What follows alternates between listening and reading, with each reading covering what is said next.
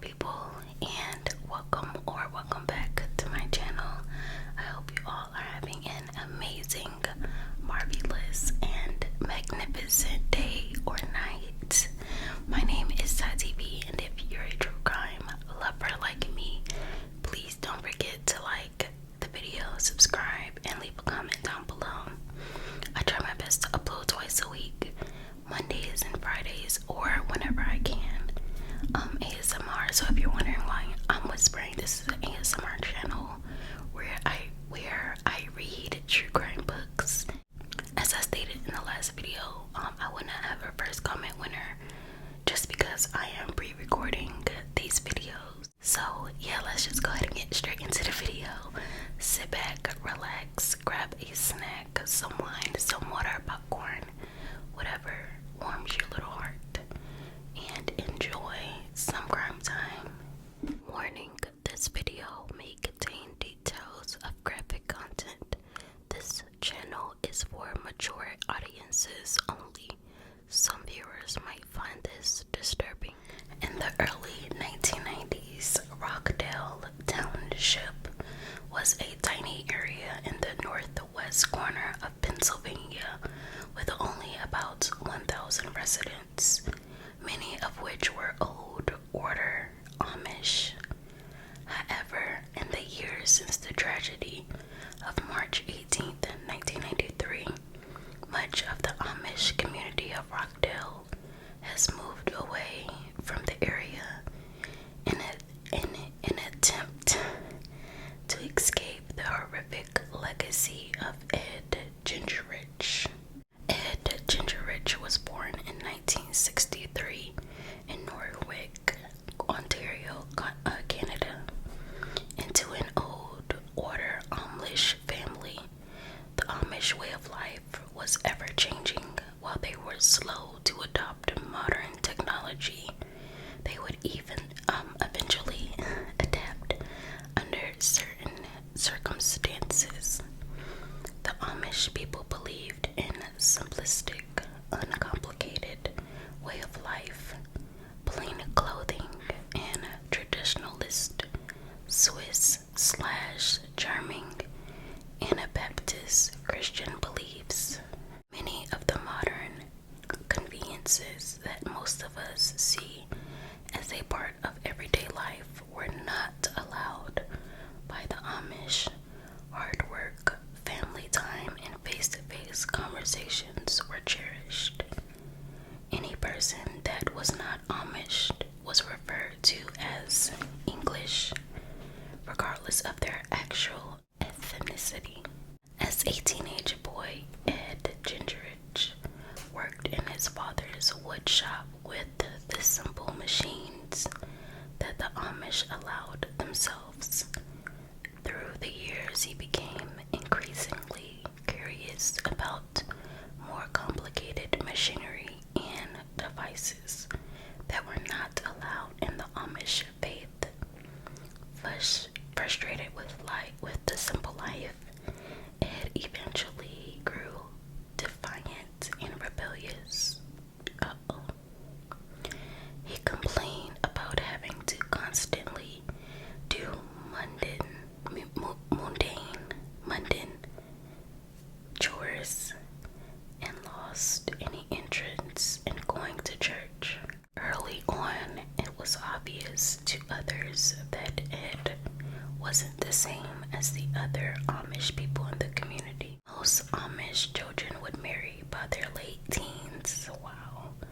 But when Ed had not found a match by his early 20s, Bishop Rudy Shelter, who was the leader of the community, had a solution.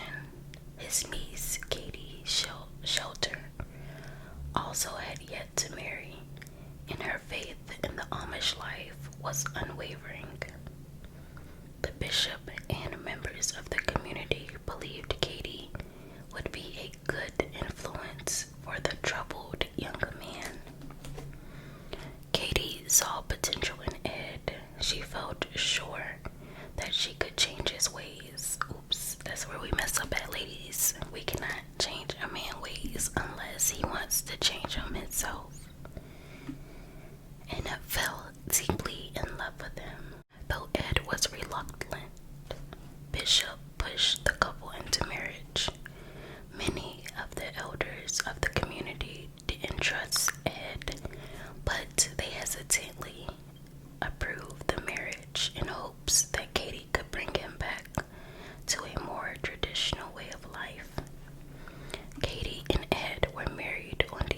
2nd, 1986, in an uneventful Amish ceremony with ordinary plain clothes and no wedding rings. 10 months later, the couple had their first child. Wow, I'm surprised it lasted that long. Teeny, oh, that's so cute. But neither fatherhood nor married life seemed to interest Ed. Ed's work provided him brief contact with English people from outside the Amish community. Through a man named Dave Lindsay, he learned about the fascinating world outside of his tiny perspective. Dave was a devout evangelical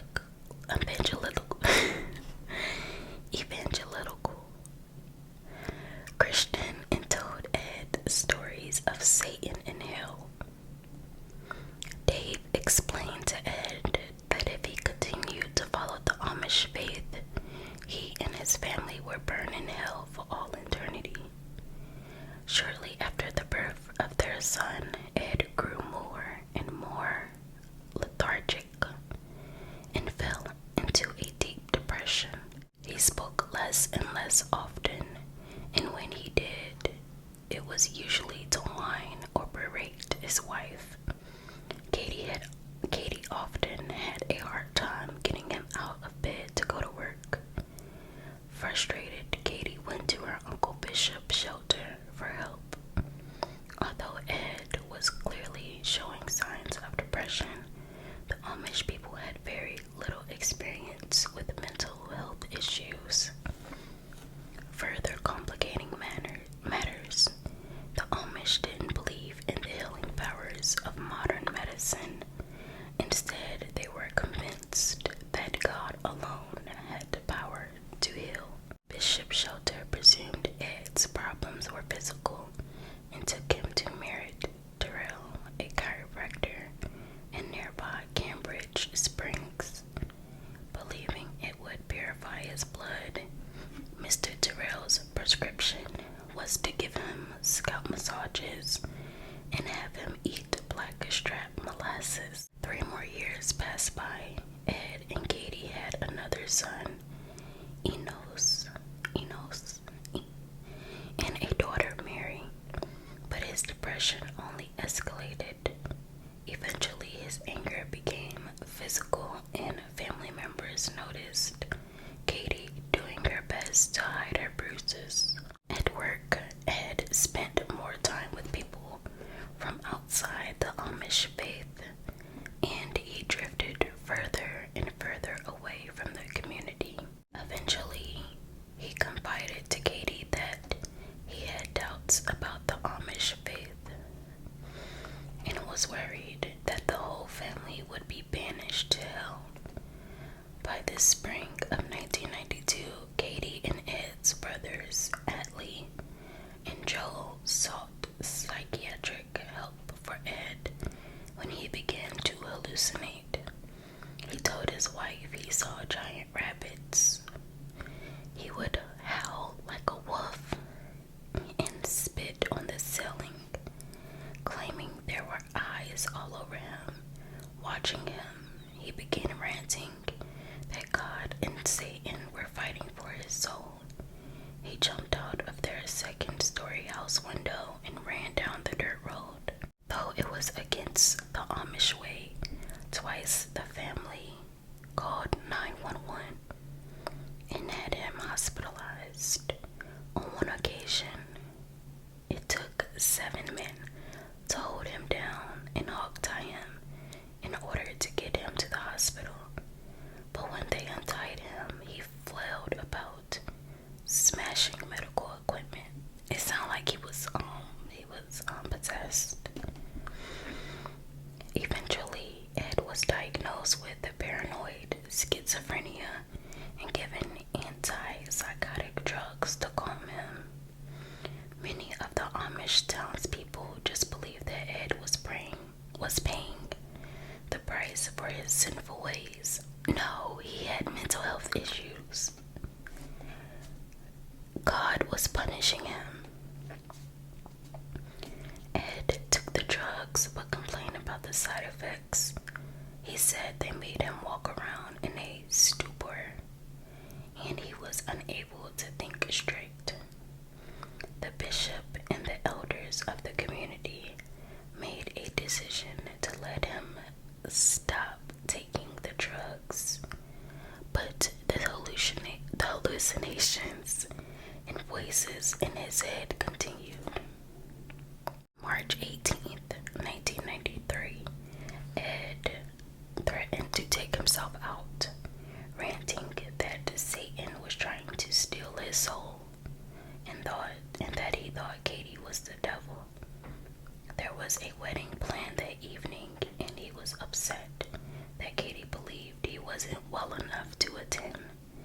Ed asked an English neighbor to take him to the chiropractor once again.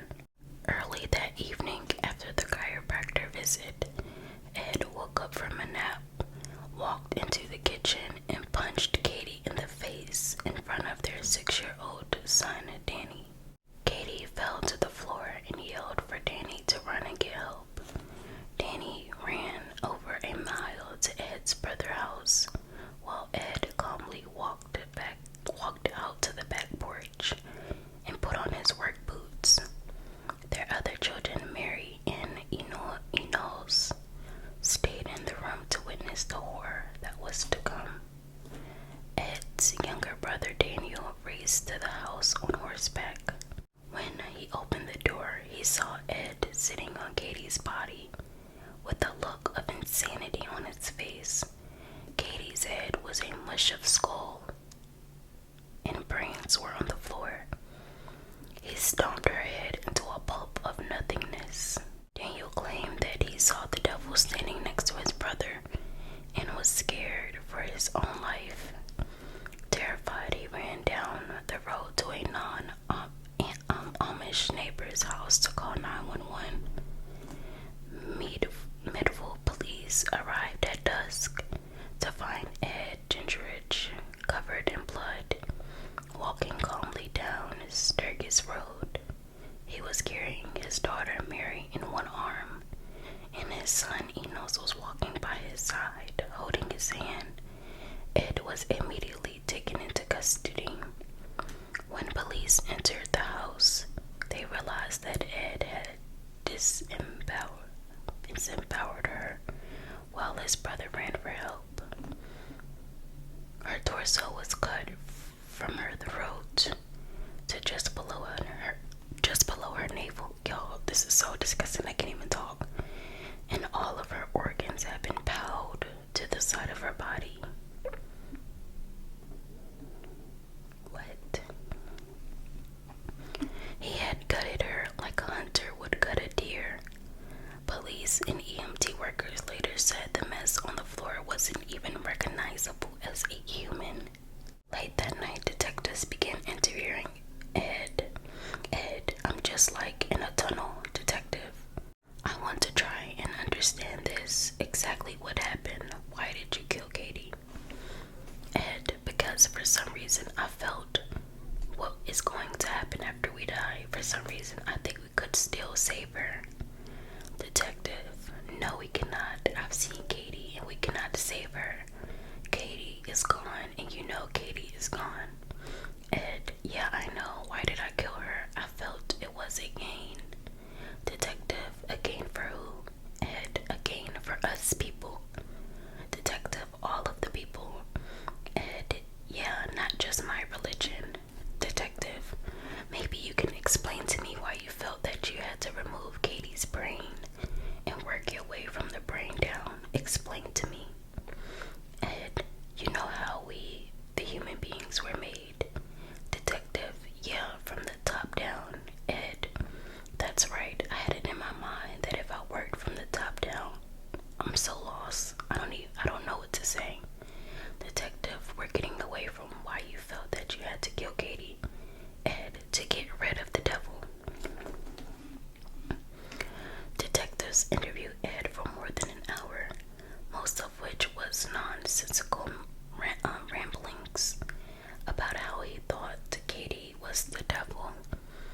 Half of the time he was aware that he had killed her, but at other times he seemed to have no recollection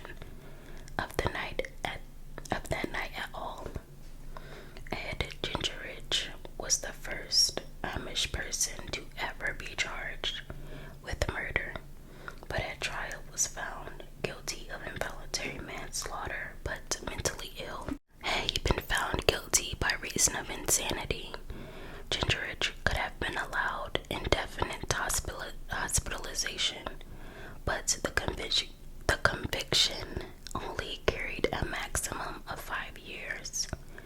Ed served his sentence in the state correctional institution in Mercer, Pennsylvania, and he was given credit for the time he had served awaiting trial. After serving the full 5-year sentence, 34-year-old Gingerich was free because he was not found to be insane. Ongoing treatment was his own responsibility. Almost 60 members of the Brown Hill Amish community signed a petition requesting his permanent commitment to a mental hospital, but their pleas fell on deaf ears. We like Ed Gingerich, but absolutely don't trust him and are seriously afraid of him.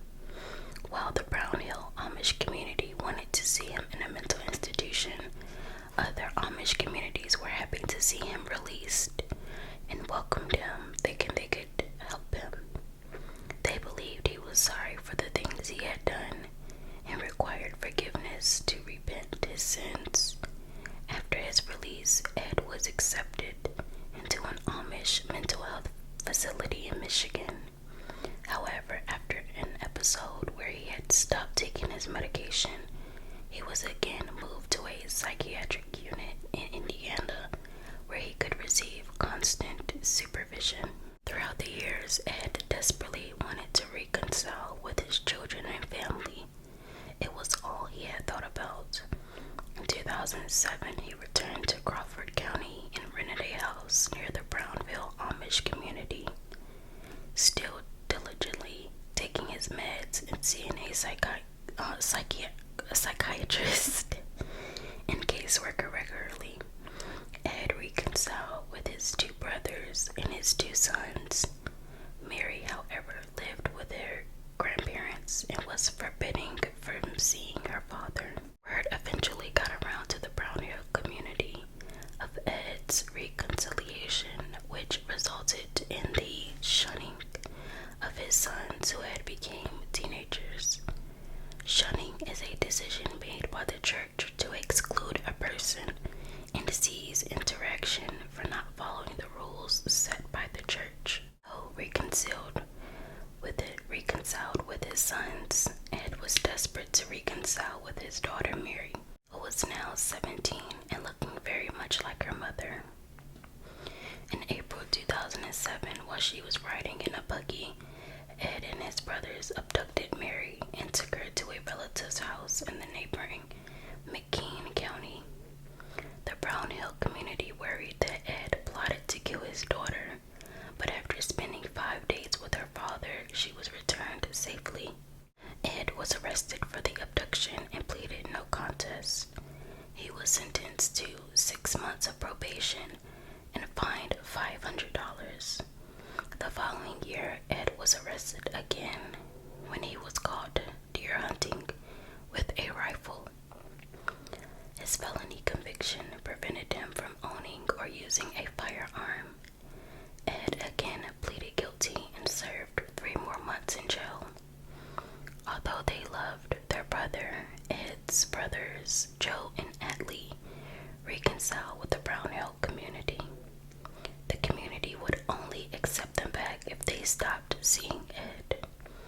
Ed moved in with another cousin in another town, but when their English neighbors both protested against the killer moving into their area, he was again asked to leave.